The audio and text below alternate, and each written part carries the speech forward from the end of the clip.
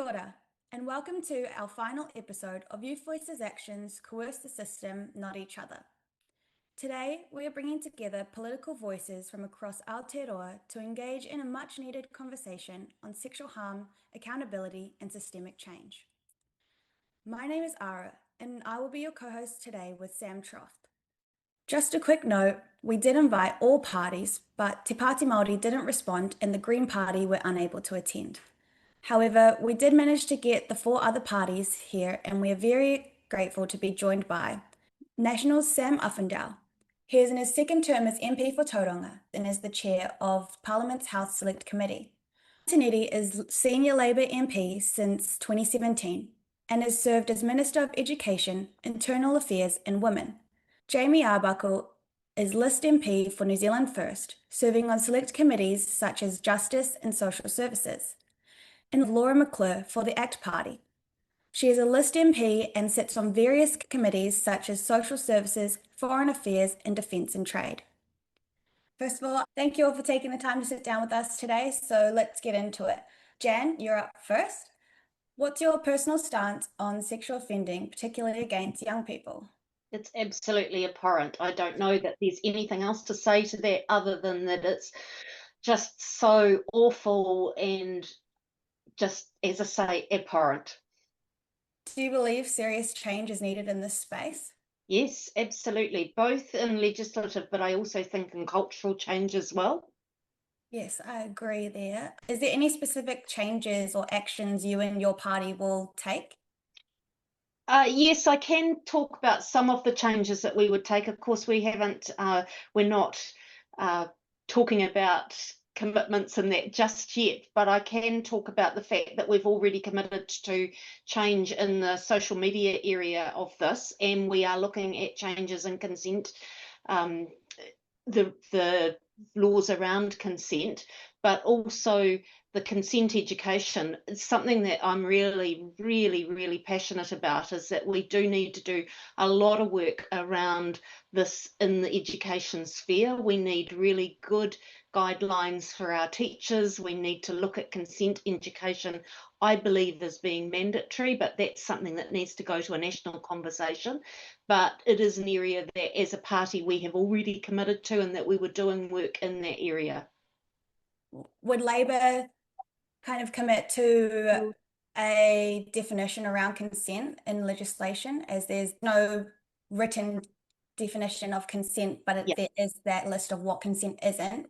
Would you guys kind of advocate for a written definition? Yeah, it's already work that we've been doing, and so that's work that we will carry on, and we'll make some more announcements about that before the election. But it is an area that we're all really passionate about, and we do know that there are holes in the legislation around this, but also, as I say, holes in our education system and holes within our cultural sphere that we need to address. And so those are the areas that we really need to be leaning into. Of course, perfect. Thank you. So we'll go next to Jamie. Ask the same questions, if that's all good. What's your personal stance on sexual offending, particularly against young people? Well, thank you first for being on the panel today. I'm going to speak more from our party point of view and disagree with our last speaker, Jan. It is an abhorrent crime, but it's repugnant at the same time. So the party has always had a strong view that sexual offending crimes are very serious. Do you believe serious change is needed in this space, and what actions would your party take? Yeah, so we have felt for a long time the justice system in a whole has focused too much on the offender. So we, a coalition government, have been trying hard to make more lengthier sentences around and for offenders, but also trying to give a lot more help to victims. So we've seen, like in the Sentencing Act, for instance, trying to prioritise where the discounts for offenders. So we actually believe stronger offences and more focus on the victim's needs. Perfect. Sam, is there anything that you'd like to add there? Sam Trott? No, I'm just listening. I'll chime in soon. No problem. Moving on to Laura from the ACT Party. What is your personal stance on offending, particularly against young people?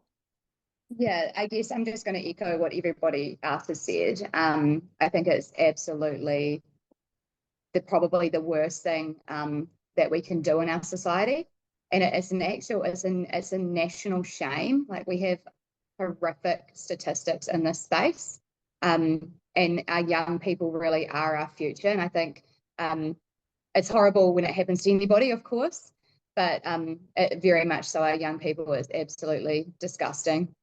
So I think everyone will say this, you'll hear the same answer around this. I think we can all agree. It brings out the absolute worst in our society. Do you believe serious change is needed in this space, and what actions does your party take towards this?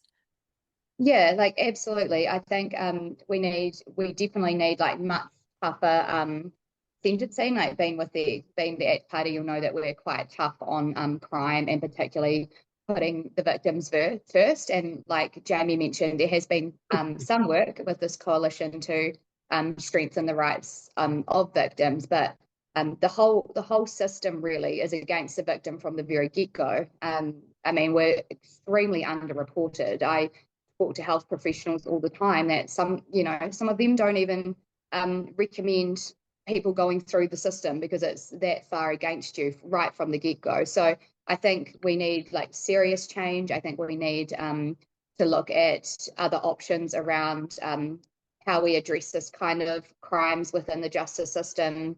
There's other countries that have got far more sophisticated, courts that are actually set up for sexual family violence as well. And I think that's something we're looking into at the moment. I obviously can't announce any policies, but I think that would help. I also think that the sentencing discounts are just absolutely outrageous. And also the fact that the victim impact statement doesn't have any bearing on sentencing, which I think is also really wrong. So these are things that I think you can expect to kind of see something along those lines from us. I obviously can't come out and make any election promises, but myself and the Honourable Karen Chora are working on a policy right now in this space.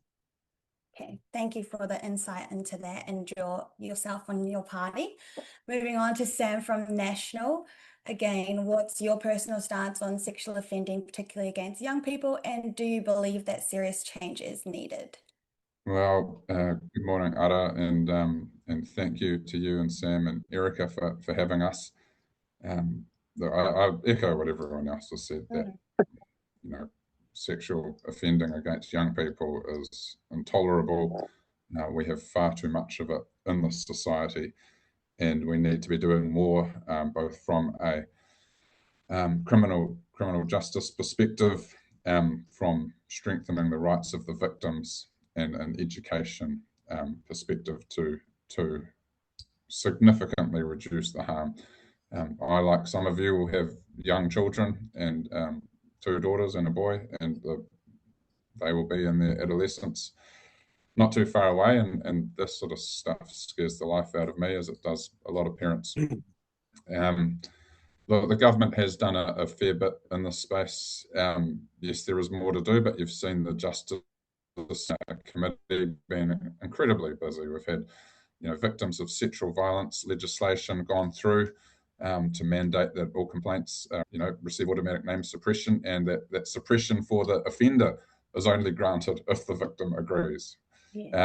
Strengthening up the sentencing regime and limiting the amount of discount that can be applied. Victims of Family Violence Act, the Stalking and Harassment Amendment Bill, the sentencing changing. We've been active in this space, and I think one of the previous speakers also called out that, and I think it was Jan actually, that educational part, which is really important through our schools, and making sure that young boys and girls have a clear understanding of what consent is. And we don't want to get into situations where people are assuming that they've got consent. You get into situations where alcohol is involved. People need to understand what consent is and what it isn't, and there is work to do in that space. There's a couple of other pieces that I'll like to touch on as well. Wary that I'm probably at or beyond my 2 minutes. But thank you all for that, for your comments around the accountability. So just to quickly sum up what has been said, all parties collectively agree that sexual harm, especially in regard to young people, is disgusting, and there needs to be systemic change and also a shift in the community. And we need a push for more education around what consent is and what it isn't. Jamie, what was your views on a name suppression for sexual offenders? And how do you see the 2025 law changes working in practice? Yeah, so New Zealand First has always had a really strong stance that the community should have the right to know about sexual offenders, and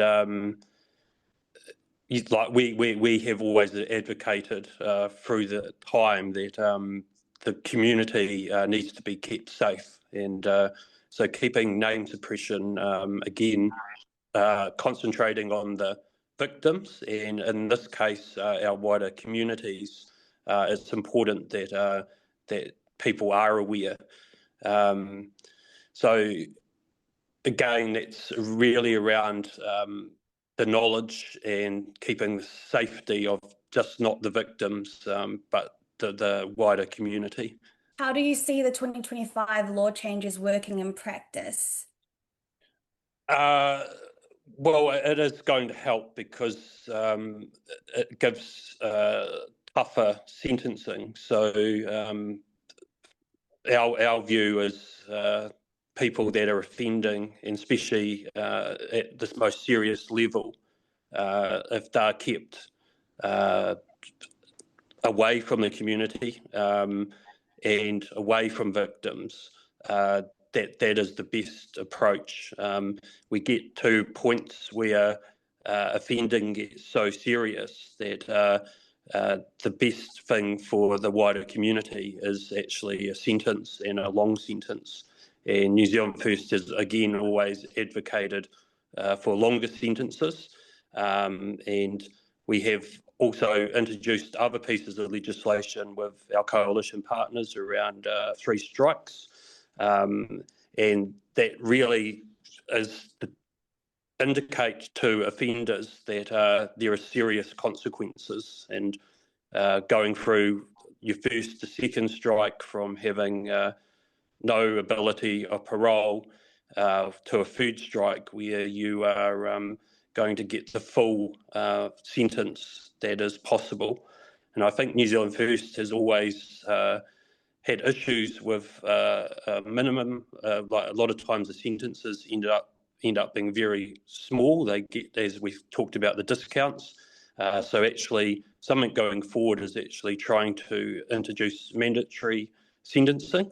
It's not something that's very relevant or in our system at the moment, but actually having a mandatory like, so we can actually have stronger sentences would actually be a real deterrent.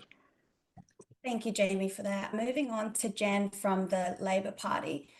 In regard to the name suppression laws around how permanent name suppression can't be granted unless the plaintiff or the witness agrees, what's your stance on that, and how do you see this working in practice? Yeah, thanks, Ara. Look, putting the victim's interests first is absolutely the right thing to be doing, and I think every one of us can agree with that the victim-centric approach needs to be first and foremost, and naming an offender should always be the starting point.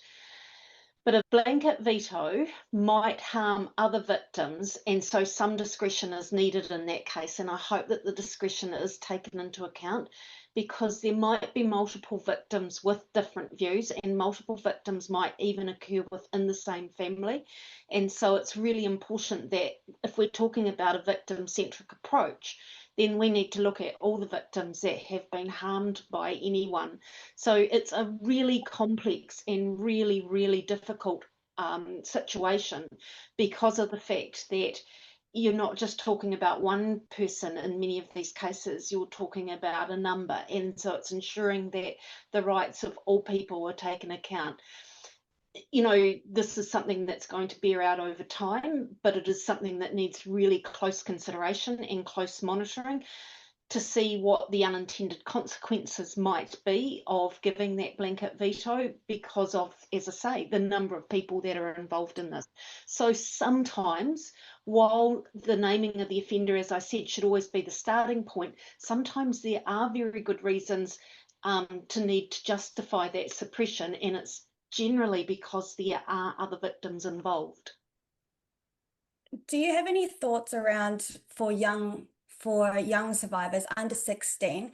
Are they able to consent because they can't generally legally consent to anything else? And if their legal guardian, say it happened within the family, falls to someone who wants the name suppression to remain and stand, how do we ensure that the survivors' rights or feelings around this is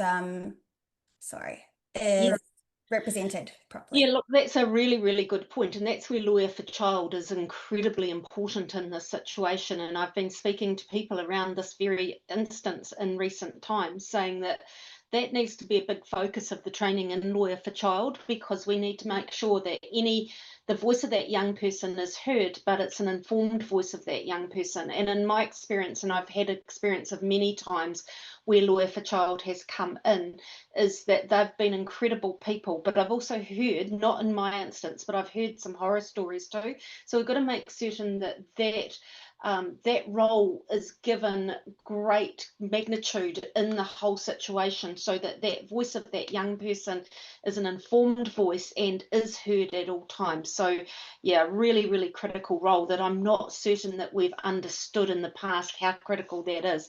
There are people out there advocating for some changes in that training at the moment, and it's really good for all of us to be hearing that lobbying that they are doing, so that we can make sure that we're giving that even more importance than we're currently seeing. Thank you.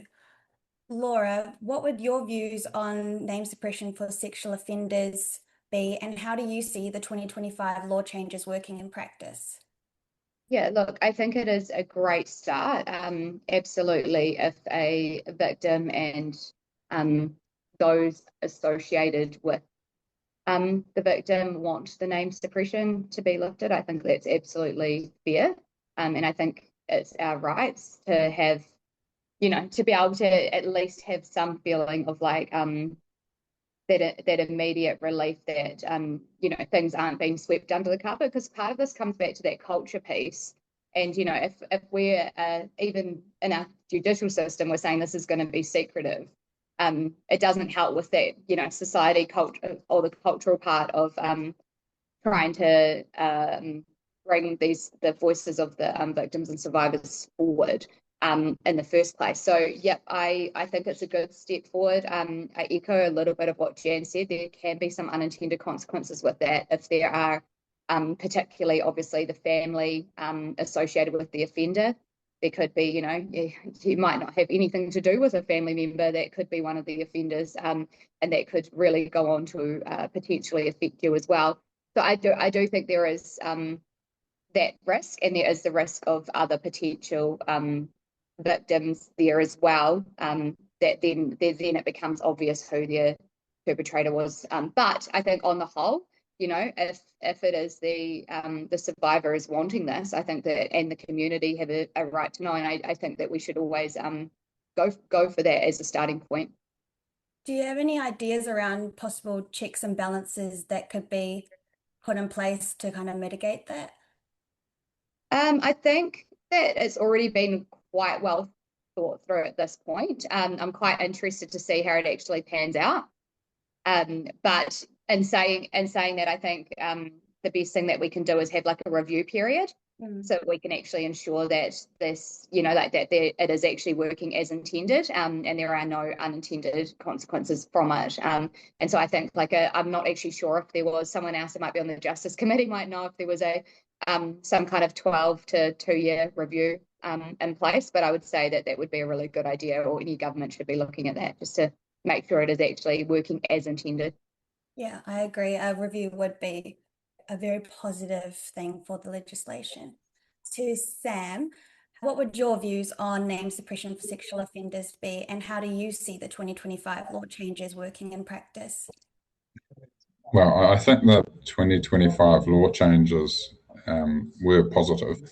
I like the ability to restrict the court from granting permanent name suppression to offenders unless the victim agrees. And I think Laura has touched upon some pretty good points there around how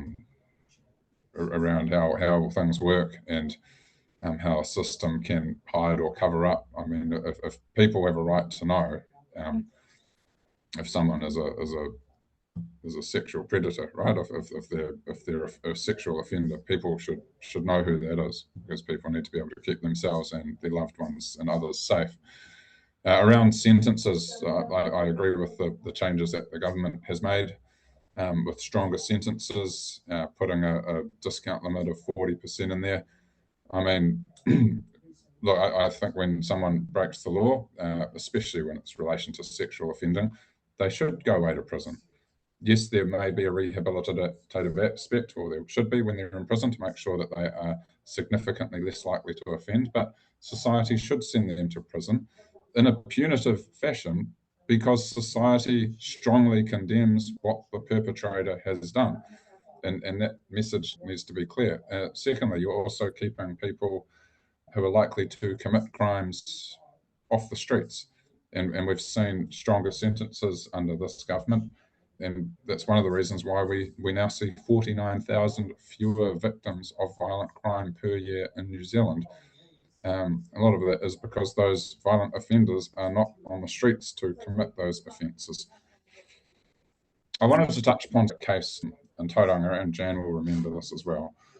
It was in 2022, and there was a sentence handed out to a young man who had raped about 4 or 5 underage girls, and he wound up with home detention, and from memory, a 9-month home detention sentence. And the community was rightly outraged, and it's not for me to stand up here and criticise the judiciary, and I'm not going to do that, but the community was incredibly critical of the judiciary, and they felt incredibly let down. There was a big walk, and society needs to do better by the people here that are victims, and they need to make sure that people who commit these crimes face justice, that the victims are protected and society is protected.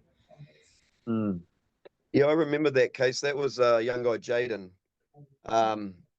I can actually remind us of a much more recent case of Murray Brunston last year from Christchurch for his 3rd time breaking in and attempting to rape a woman. He abducted a 12-year-old girl about 9 years ago from the park, attempted to rape her.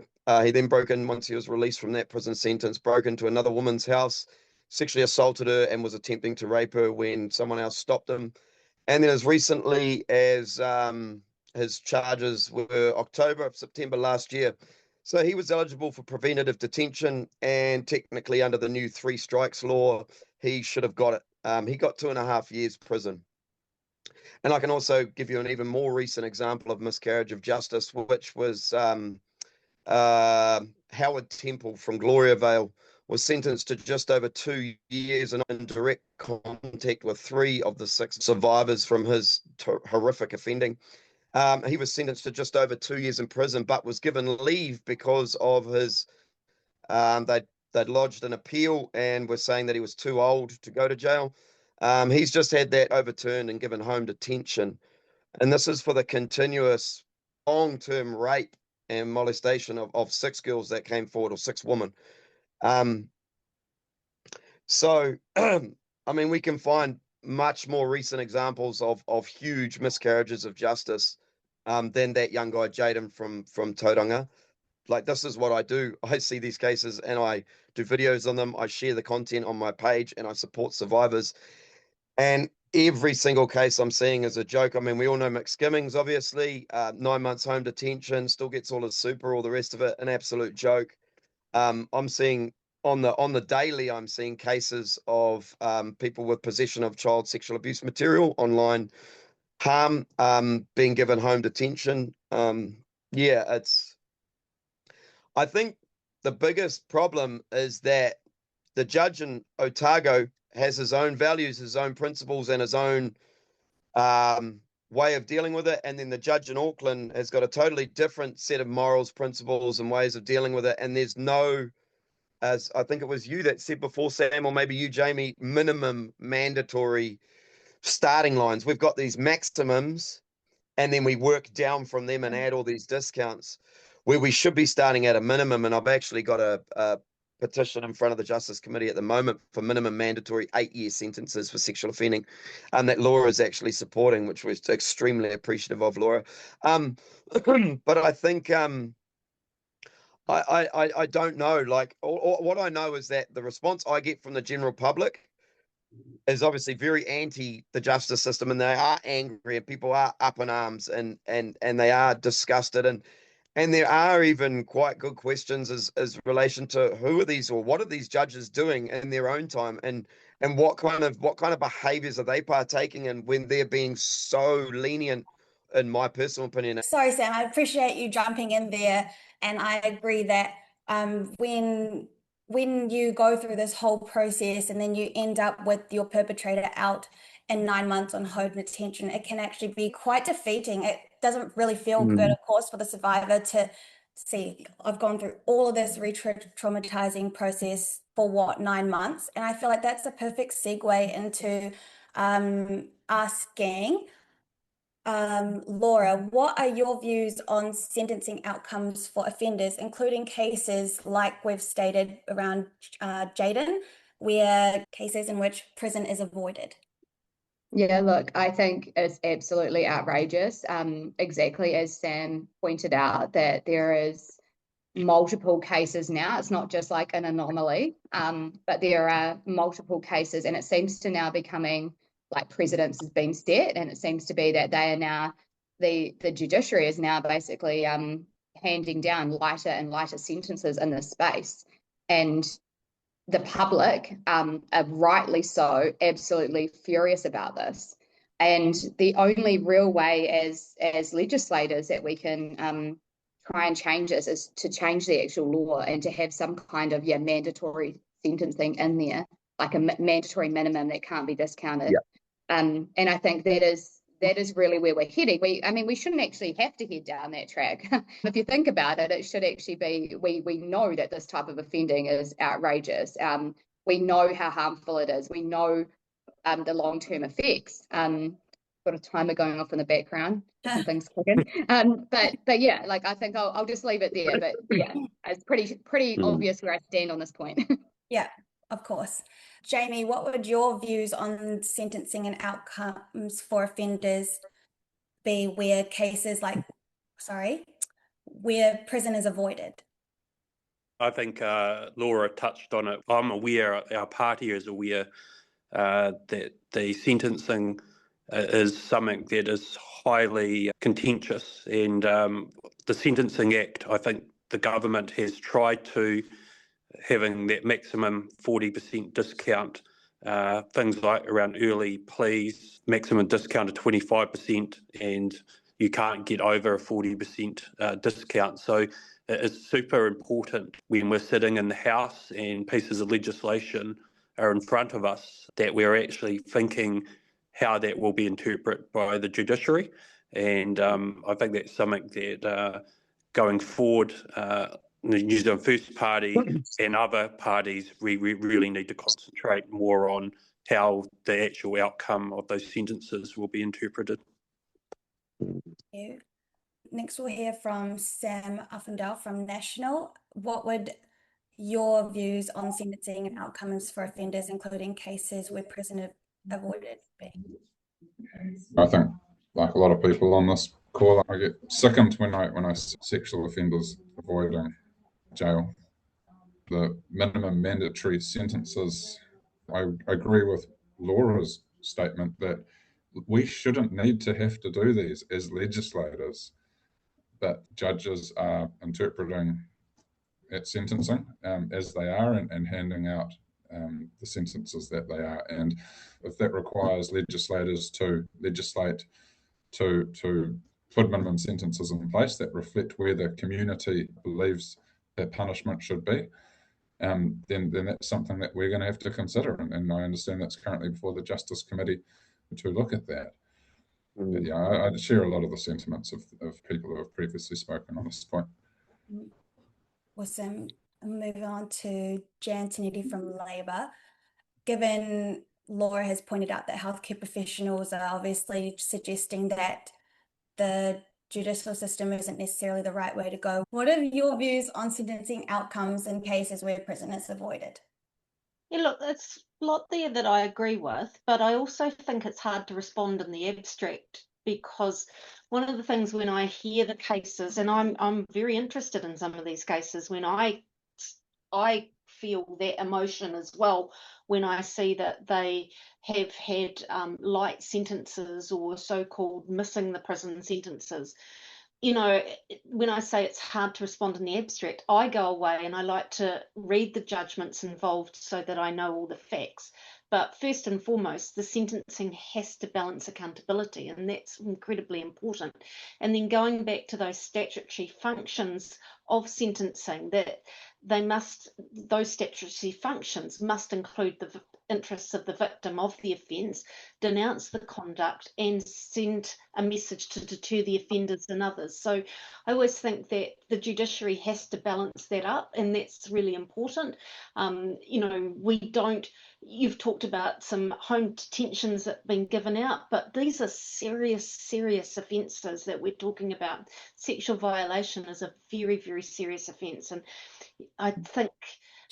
I would like to think that those home detentions are very, very rare. Maybe they're not, but the ones that I've seen, as I say, I like to go back and read the facts around them. So read the judgments involved, so that start to get an understanding of where the judiciary are coming from. Sometimes that's hard too.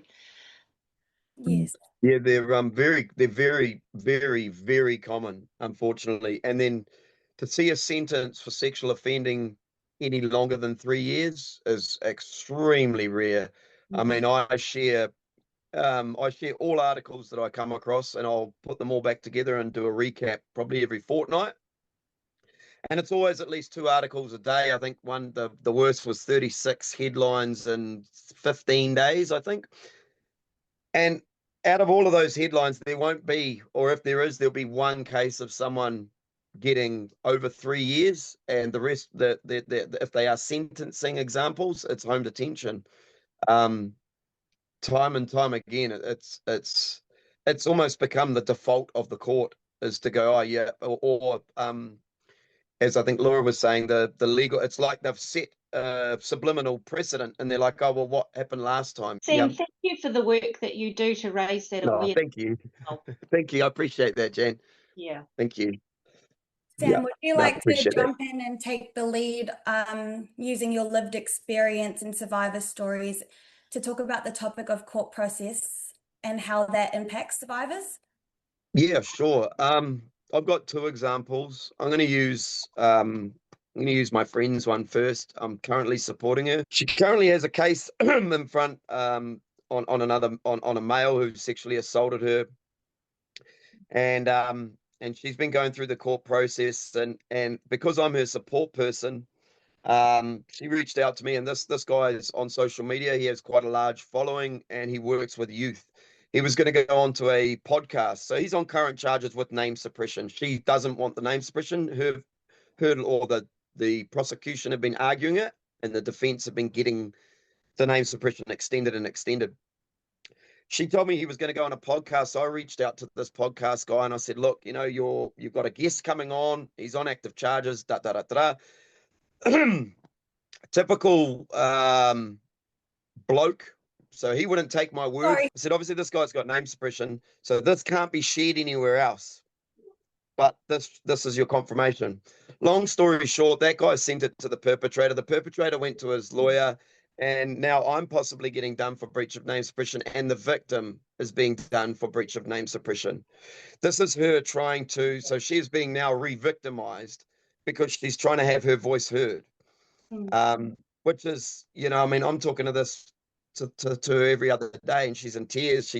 She wants to stop the process at this point. It was our last conversation 2 days ago, where she was in tears saying, I'm just going to drop the charges. And I've said to her, look, I don't think you should, because there's also 2 other women that have reached out to me. One is a mother of a teenage girl who was a partner of one of the youth this guy was working with, and another female, both with their own experiences of this guy sexually assaulting them. So there's a lot more women waiting to come forward, but that's one of the issues. Yes, thank you. Another issue with the time process of it is I was supporting another woman and her partner's daughter had been raped at the age of 14 and was going to trial. Now, that took 3 years for it to get to trial, and they had 2 times they were put off. The second time when they were put off, they drove from Napier to, I think it was the Rotorua High Court. It was Napier. It was a few hours travel. They got a hotel for 5 nights. They were expecting a 4-day trial. They traveled there. She took time off school. She was an absolute anxious mess. When they got there, they got to court the first day, and it was put off again for another 6 months. Just in the essence of time, and Jan's got to go, Yep. I thought we could pass Yep. it back to Aura. Aura, can you go into the data stuff, and then we'll wrap this up? And I think this has been a really great conversation for everyone, and I just really appreciate everyone coming on and having these conversations. I know it's a tough topic, so really appreciate you guys coming on. Aura, I'll pass it back to you. Thank you, Sam. It'll be really interesting to see how each party, if elected, will truly address and implement some of the ideas we've spoken about today. I think something we can all agree on is that data is one of the main drivers of change. Regardless of what the topic you're advocating is, numbers tend to get results. In preparing for this podcast series, I found it extremely difficult to gather up-to-date data that is representative of the general New Zealand population. Which leads us to our next topic, and I'll start with Jan because you need to go. How can the government make informed decisions without clear data? And will your party commit to improving data collection and transparency in this space? Look, I think data is, and I think just about every party in Parliament would agree that data is paramount, and data to inform good decision making is paramount, and so that is a given. But we've got to make certain is what are we collecting the data for, and in this particular area and looking at the data that was being collected, there were different collection methods. It is very, very important that data is collected for the specific purpose, and an example of that is that the police keep data on reports and charges and convictions for a very different purpose to the data that comes through from the victim survey and how that extrapolates to give a useful picture of unreported crime. I absolutely want to look at how we can strengthen data. I absolutely think it should be transparent. I know our party agrees with that, and so if we can make it better, then we absolutely will. And I couldn't think that any of us would disagree on that. It is something that is vitally important. So that's our commitment, is to keep looking at it and to keep strengthening it so that we can help those victims and put that victim-centric approach into everything we do. Cool, thank you. And moving on to Laura from ACT, given there are kind of regulations and rules around what type of data is collected due to confidentiality around young victims, how will your party commit to improving data collection and transparency in this space? Yeah, look, I think I'm going to echo exactly what Jan said. It's really important that if we are collecting data, that we are collecting the right data and it's being used for the right things. But like 100%, we don't have great data in this country across all kinds of different areas. And this is one of them. And one of the areas that I think is going to be more important is we know that only, I think it's like, and Sam, you probably know, but I think it's like 6% of like cases are actually like reported. It's like really, really low. So it's like we're talking super low. So I guess the really important piece is how do we capture the 94% in a way that even if they don't want to take things further, because often, especially in family situations, they don't. And that's something that I think potentially a separate family sexual harm violence court might actually be able to deal with better. But how do we still capture that it's happening and in a way in which is useful, so that we can make changes to the system to make it more accessible for people to actually come forward? So I think like there's all these things that we can do. We can change the system and hope that people come forward, but we also need to, I guess, be listening to those survivors and victims about, you know, what it is that's happened to them and why it is that they're not reporting in. And I just think that would be a really important piece of data to collect. Thank you, Laura. Jamie from New Zealand First, since there's been conversation of what is the right data to collect, do you have any ideas on what data we should be collecting to create systemic change, and how would your party commit to improving data collection and transparency in this space? So the coalition government has made some steps in the right direction. I believe there was the launch of VINE, what's the Violence Information Aotearoa, and that was done in May 2025, and that was around collecting really good centralised data for planners. And the idea there, and the Minister, Karen Shaw, like she launched it, so a one-stop shop directory for family violence training. So that's a step forward in that area.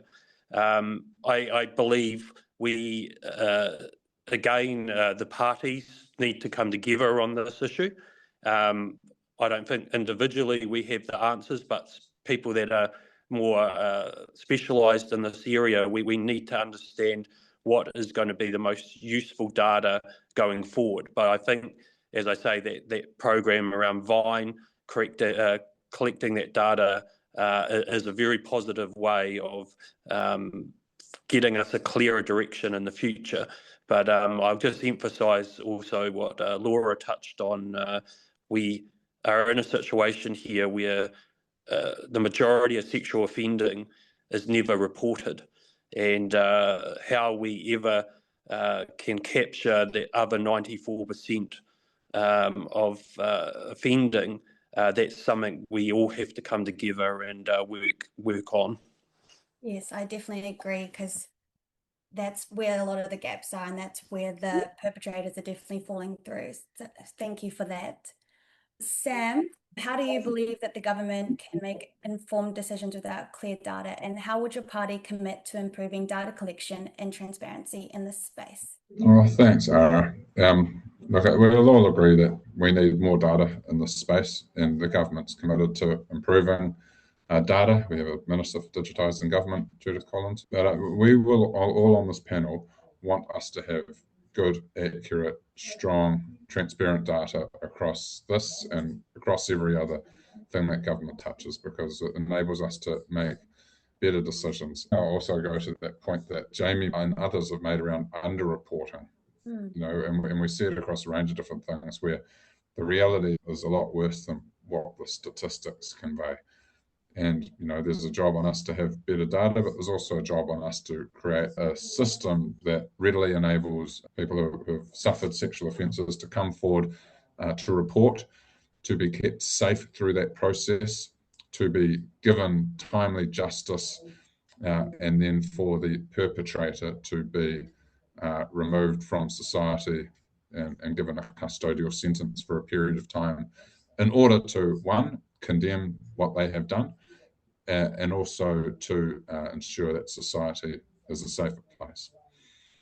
Thank you, Sam. So I think you briefly touched on it, but I will just ask, so do you have any solutions or ideas that address the underreporting?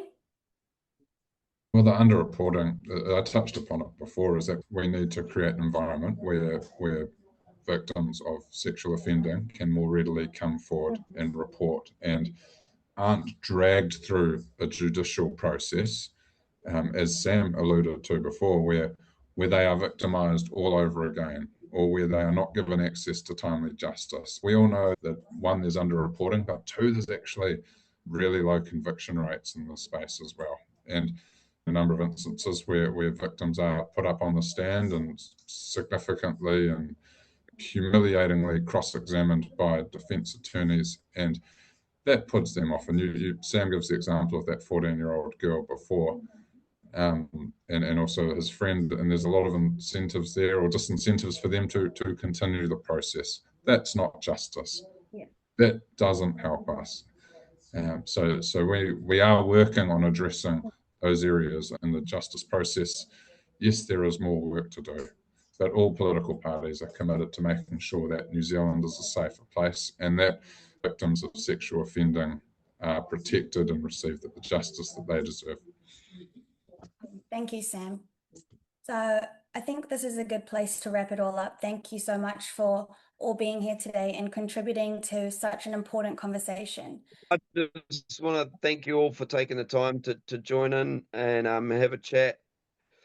I appreciate that you guys are really busy, and that this isn't your typical easy topic to sink your teeth into and push your points of view or opinion, because it's a taboo, sensitive subject, and yeah, it is. I call it an epidemic. We are only second in the world to Australia.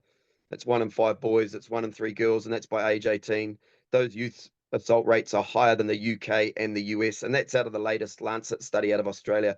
So we've got a real problem, and it's reassuring, because it's reassuring for me because of the work that I do and the advocating I do and the way I do it, which is quite different to a lot of other people. It's reassuring that you guys are here, you're willing to listen, and that means a lot. So, thank you for your time. Thank you for putting your time into a sensitive subject, and I look forward to speaking with you all, because I'm going to send you all emails after this. No. Awesome. But no, looking forward to continuing this conversation. Cool. So yeah, we really appreciate your time and willingness to engage, and we hope you'd be open to joining us again once your party policies are released.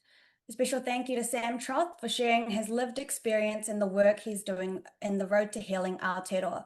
We encourage everyone listening to check out his current petitions and support that work. Thank you again to all our panelists for being a part of this discussion, and we'll now say goodbye to our political representatives, and we'll just stay on for a short recap with Sam Troth. Thank you. Cool. Thank you guys for bearing with me. A little bit nervous. Thank you. I really appreciate it. Bye-bye. This was her first panel, so thank you guys for coming and being so lovely to Aura. Thank you. Thanks, Jericho and Sam and Maria. It's been Scott. great thing to be on. Thank you.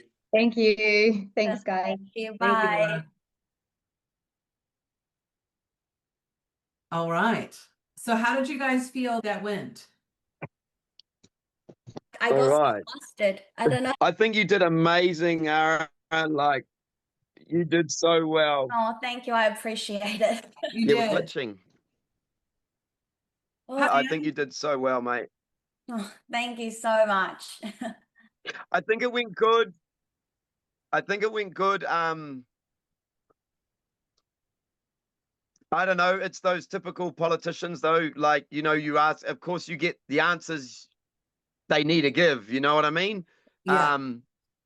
And that's why I use that example after, because they talk about their 3 strikes they've brought out, and they talk about the removal of name suppression when it's like the judges didn't get the bloody email. You know what I mean? Right. So, but it's good that you got them together. It's good that we got them and we had that chat, and it's good that you get them to agree on that general consensus, because it's something we can work from, Yeah, we have it kind of collected that they all have this collective stance that it's wrong. And we don't just have to assume like, well, the general population agrees that sexual harm is wrong. We don't have to assume we've heard them, like we've heard it from the horse's mouth, I guess. Yeah. Yeah, 100%. Yeah. Aura, how did you feel hosting your first political panel and talking to politicians? I think that I could have definitely done a little bit better, but also the time constraint is a little bit stressful. Yeah. Just because, especially like Sam says, they're giving their very diplomatic answers, if that's the right word. So they're kind of leading into all of the other policies and stuff, which leads into the sections we've broken down to. So it was kind of hard to navigate, whereas if it's just with Sam, then I'm like, okay, we can have a pause. Let's just have a pause and see where we're at and what questions have been answered. But because I was so worried about the time, as well as managing 4 or 5 people, I Yeah. was like, oh my gosh, I have no idea where I am. Like, this is kind of stressing me out a little bit. You did so No, amazing. you did so well. You Thank did you. so well, mate. Like, honestly, man, like, it's not easy. And like, it's like, there's really, unless you hold a panel with like, I don't think you'll ever hold a more important panel than with politicians. So Yeah. you've gone from like podcasts with people to, you've gone from there to there. You know what I mean? So fucking well done, bro. Oh, thank you You so smashed it. much. Oh gosh, I'm like so jittery. Like, Yeah, you need to go. really, You I go was have a so, coffee now. yeah, so nervous. I think I was just a bit waffly in there, but it's okay. It's done No, now. you were And good. You were great. thank You were you. great. And it shows like, it shows some authenticity, because you're not going "Bah, bah, bah, bah, bah, bah, bah, bah, bah." You're like, oh, hold on, you're being authentic. You haven't pre-scripted. Like, yes, we had our agenda and we had our but it's not like you've been practicing. These people, we basically pay them $500,000 a year to talk to people. That's what we do. So Yeah. they were just in there, they were in there completely in their element. That's what they're paid to do, is to answer hard questions with circle answers. Yeah. And I definitely appreciate you jumping in there with that lived experience because, I hear it from family members or friends or never directly. So I really, really appreciate that we got to get them in this room and tell them, hey, this is what's going on. And you got to correct one of the members when they said, I'm assuming that 9 months isn't the standard or home detention isn't the standard. And you get in And there. it is. It fucking Actually, is. It yeah, is, man. It is. It's horrific. yeah. Like, and even that young boy, I should have used him as an example. There was that young boy in Rotorua who jumped the fence last year at the kindergarten and kidnapped a little Oh, 3-year-old girl and took her I away heard with about the that. intention to rape her. Mm. He got released, so he got sent to prison in January, got released 2 weeks ago, and was put back in prison after 7 days out. Not even 7 days out, because he was going to a kindergarten again to do it. Yeah, No there's not way. enough deterrence, that's for sure. Way, bro, way. And yeah, he's only 19, and yeah, he has mental health issues, but lock him up for longer than 3 months. If we're looking at changing, like doing real systemic change with what Ara's campaign is on, what are the stories? You touched on some of them in the chat, but what are those stories that you feel are stories that people need to hear about? You touched on the one in Rotorua, and Kelly's in my office right now going, oh my God, she hadn't heard of that story. What are the stories that come to mind recently where, can you give us a rundown of some of those examples again?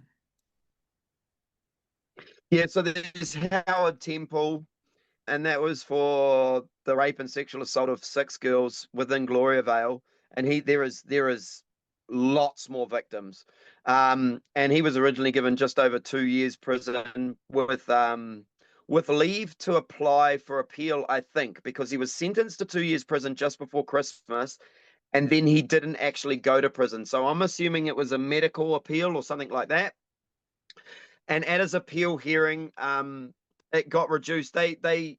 His defense lawyer tried to say that he knew no better because he was raised in a cult, and that's a lie, because he joined the cult in his 30s. He joined the cult with the intention of finding vulnerable girls. That's why he joined the cult. And his prison sentence was quashed, and it's now home detention, and I think it's only 12 months of home detention. The scariest thing about that Gloriavale, that Howard Temple situation, is that here's a defense lawyer and a judge accepting the fact that's what happens in a cult. He was raised in this cult. It's not his fault. So the judge accepted that on the grounds of appeal. Why aren't they shutting Gloriavale down then? If they know and they're going to accept from a head pastor, that's what happens there, and that's the culture they're raising these children in, that the place is running, it doesn't make sense to me. It does not make sense. And then that Murray Brunswick last year was shocking. That's his 3rd home invasion or kidnapping, attempted rape, sexual assault, and he was eligible for preventative detention, which is 15 years minimum, and he was given 2.5 years. It's shocking, And then the young boy from Rotorua as well. he served less than 3 months inside and then lasted less than a week out before he was breaching his conditions, which I can only assume was him going around a school or a kindergarten. Yeah.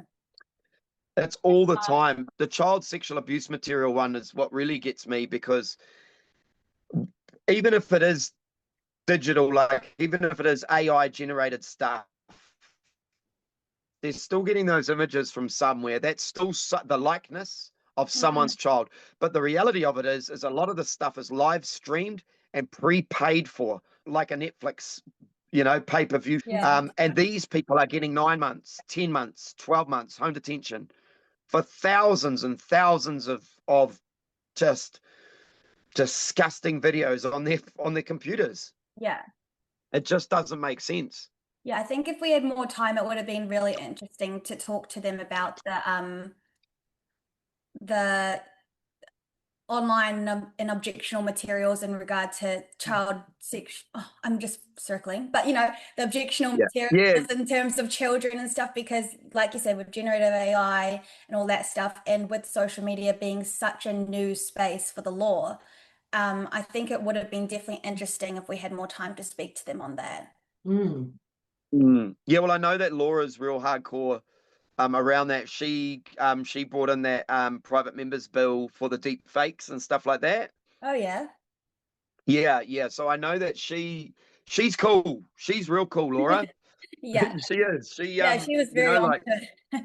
Yeah. Well, out of the 126 emails we sent last year, we only got 3 replies, and out of those 3 replies, no one actually showed up when we turned up to the Beehive with our cones and our display and stuff. But then our petition was going to be dead in the water for our minimum mandatory sentences. But then Laura stepped in and she's like, yep, we got you. And I've actually got a video call with her tomorrow, I think, in regards to the current petition as well. So, oh, wow. I don't understand how, like, you can have those politicians all saying, yep, we're definitely against it, and then you can have advocates like myself, and there's plenty of other people doing what I do in different ways, and we're having to, like, beat on the doors. Yeah, the door should be open. We should be getting invited in, and they should be saying, wow, we've been waiting for you. Yes, we'll take that off your hands. Yep, we're already in support of that. But it's, and I think, like how they were saying 94% of the crimes go unreported.